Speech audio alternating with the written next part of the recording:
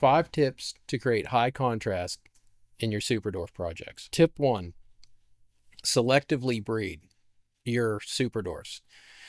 Something that no one is doing in super dwarfs is actually selectively breeding super dwarf to super dwarf. We know there are color phases in super dwarfs. We know that there's at least a silver phase, there's a green phase, and there's also a really dark phase. And I know there's a dark phase because I made dark phases years and years ago. So we have at least 3 options for color phases, guaranteed 2 options. So start selectively breeding specifically super dwarf to super dwarf. If you have something that you see has a little more color than the others, you need to hold that back. You need to get that project going.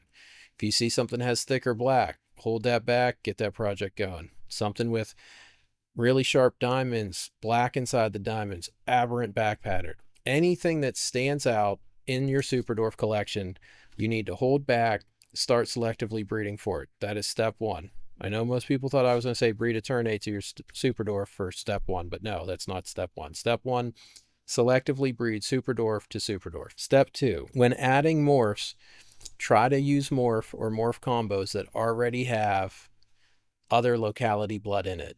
Try to avoid, it's a lot of times it's not possible, but when it is possible, try to avoid just running straight mainland into super dwarfs.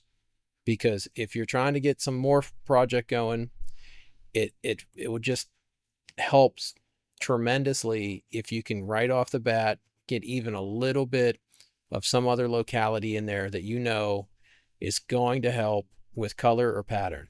What, there is a moth in here attacking me. Get away from me, moth. Especially if it's some locality that you want to incorporate already. If you can find the already morph cross version of that morph that you want to use and it's got the right locality in it, use that.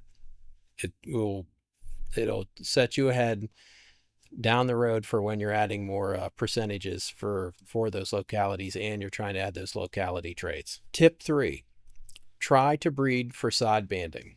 If you have pure calatoas that have a lot of pattern outlining that extends below the rosette and is touching, start a project with that. If you're trying to add in some localities, find something that has a decent amount of side banding, has a lot of that color that extends down below the rosette and touches the belly scales. And the reason for that is that's where all the color basically lives on a retic. That will allow you to put that into your super dwarf projects, and you can just add color in those areas. That gives you a larger area to expand your colors. Now that you've bred for the side banding, it's time to actually add those colors. Add localities that are going to have the color you want.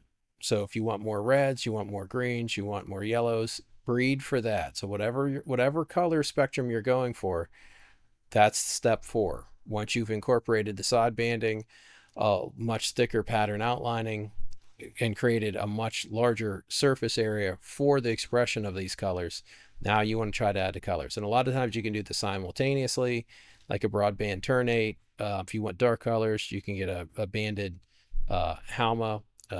Mindanaos have a lot of it. Saputurais just naturally have a lot of color, either Slayer or Tambalongan. So that's 4.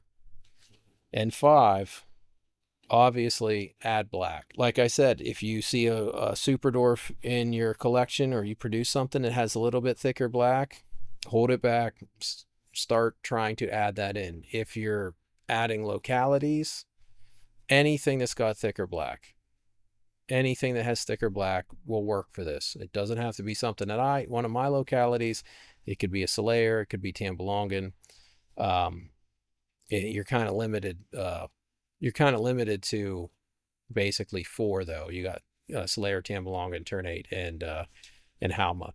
Not too many of the Mindanaos have real thick black, so you can't really use Mindanao. Definitely can't use Kaiwadi or Jamp for adding thick black. So those guys are kind of out. But I mean, you could use those for any other things, namely the side banding, pattern outlining for the Kaiwadi and for Mindanao. Jamp's a little hit and miss on that, but I don't think you really need to mess with the Jamp blood too much. If you already got the Super Dwarf blood, you're already getting a similar look in a smaller package.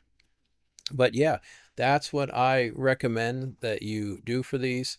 I mean, this is just kind of a starter group of tips, that I recommend you get off the ground right away.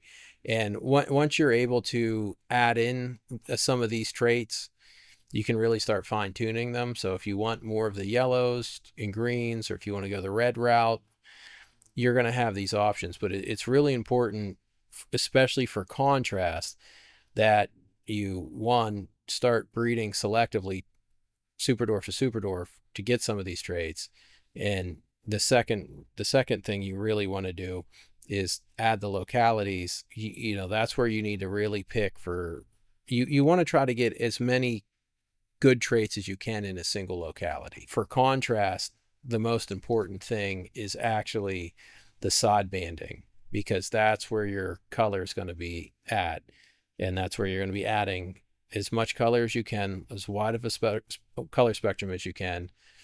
And once you have those traits, then you can start to thicken up the black. And I mean, you can do this all simultaneously. It's more of a step process because, right out the gate, you're not going to hit thick black, super wide side banding, and super wide color spectrum. I mean, maybe you'll get lucky and you hit that, but the chances are you won't. So as you produce this stuff, you're going to have to, really pick and choose what you want to kind of set the foundation for it. But once you set the foundation for this, it's going to open up a lot of doors for just higher contrast animals, and then you can really move forward with plugging those into the morphs you want. If like something like a 75% Solaire, whatever, 75% Ternate, whatever, that's a quick way to inject a lot of these traits right out the gate and a morph. So, there's a really long way to do this, and then there's some shortcuts, and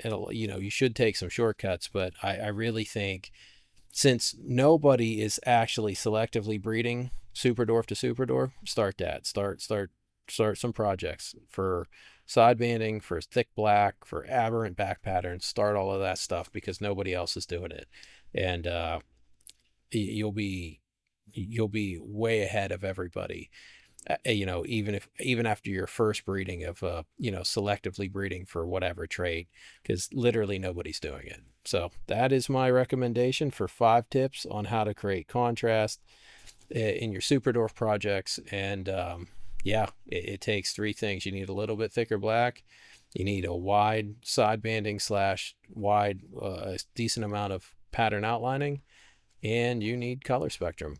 And Superdwarfs are great, but unfortunately they tend to lack in all 3 of those. So that's the trade-off for the smaller size. But nobody's actually tried to put color back into Superdwarf with Superdwarf to Superdwarf breedings, and I can assure you it's possible.